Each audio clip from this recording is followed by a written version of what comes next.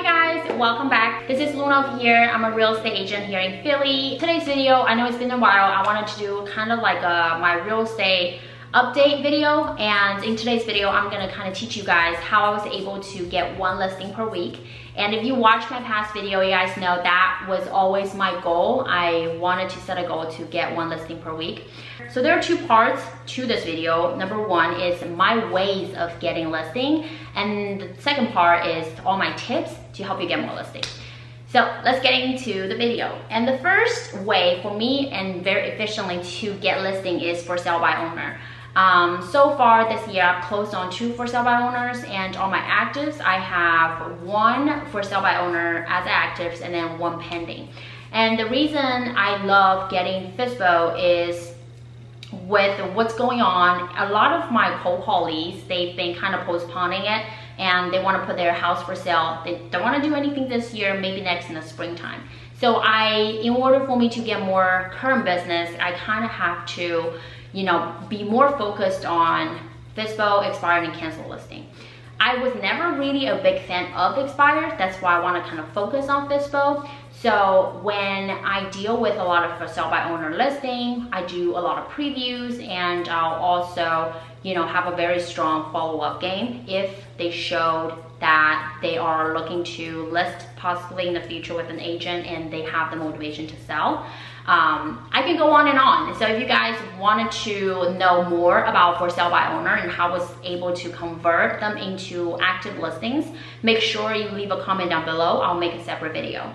And the second way I've been getting my actives is referrals. And this year so far, I have closed on 2 referrals, and I'm working on 3 referrals right now. So I'm reaching out to the sellers to see if I can convert into listings.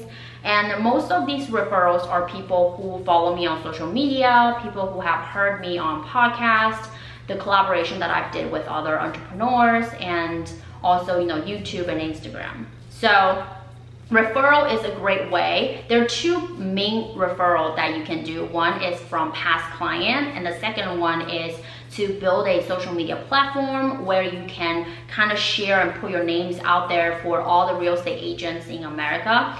So those are, pretty much how it's been add on to my business, along with all the current activities that I've been doing. And my past clients, not to mention, they're just like some of the clients that I worked with, it was just the best. They always refer me clients, and I really, really appreciate them. So every time when they do that, I'll send them a thank you note, a thank you card, and I'll send them like a Starbucks gift card or something like that, just to show how appreciative that I am.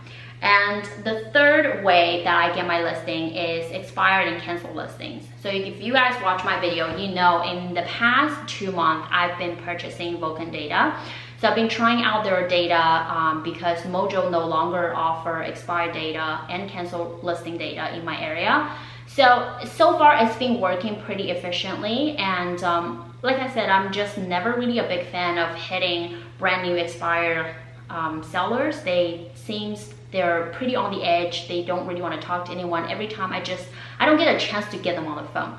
So instead, what I did was I'm focusing on more old cancel data and expired data that are 3 or 6 month old. And I find a lot more success, and actually I can get them to talk to see if they have any plans of selling either right now or in the future, next in the springtime.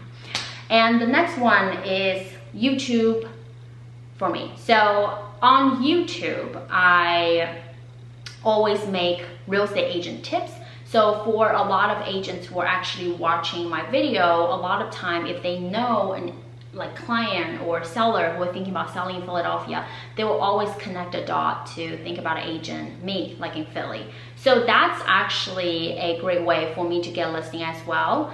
In February, I had a real estate agent. She's amazing. She's with Exp and in Texas, and she saw my YouTube channel, so she referred a client to me. I called the client right away. The client said that she's meeting another agent the next day. So I'm like, okay, well, is it possible for me to meet maybe right before you meet that agent?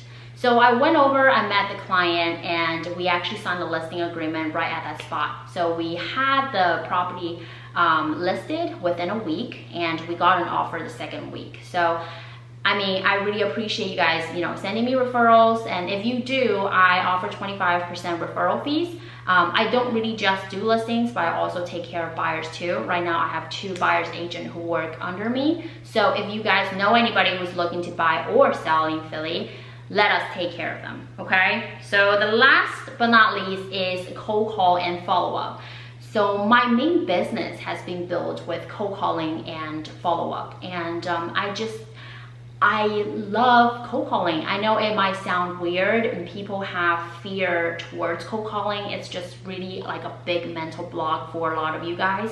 But if you can just, get rid of the fear by doing a lot more and make mistakes and kind of write out your script and find a buddy that can maybe do it with you, I think it will be a great and fun activities. And it's super efficient. The only drawback is it does take a while for you to convert a cold call listing.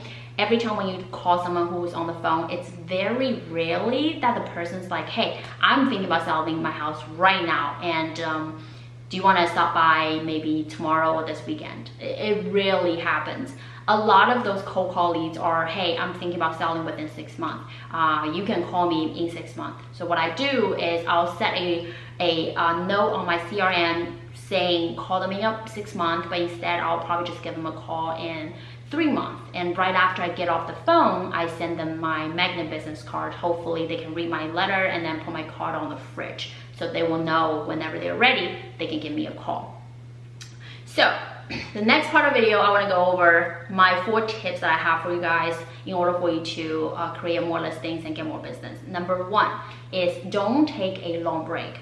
What I find about taking a long break is it kind of ruins my momentum. If I am on a consistent schedule, like right now I work from Monday to Friday, and then Saturday I work until like 2 p.m. in the afternoon, and I take Sunday off to do my other YouTube and social media stuff. I found it's really efficient and it kind of helps me stay on track. Even with my client, like let's say if they texted me on Saturday and I will reply to them, I say, hey, if it's urgent, please text me. If not, I'll give you a call Monday. And most of them, they understand it, so that way I can just really reboost my energy and go back to work on Monday. And my second tip is never really miss a chance to advertise yourself. I have all my past clients on my social media. Every time I get a listing, I post it. Every time when I sold the listing, I post it too. So I want to leave an impression to them that I'm the type of agent that I'm always hustling, I'm always working. If they or their family, their friends are thinking about selling, I want them to think of me as the #1 agent. And the third tip is to always show up at your office. So I know different offices have different dynamics, but I just love working and being part of that environment. I find myself more efficient and just get less distracted and make more phone calls when I'm at the office. And if I need help, I can go to my broker, my coworkers.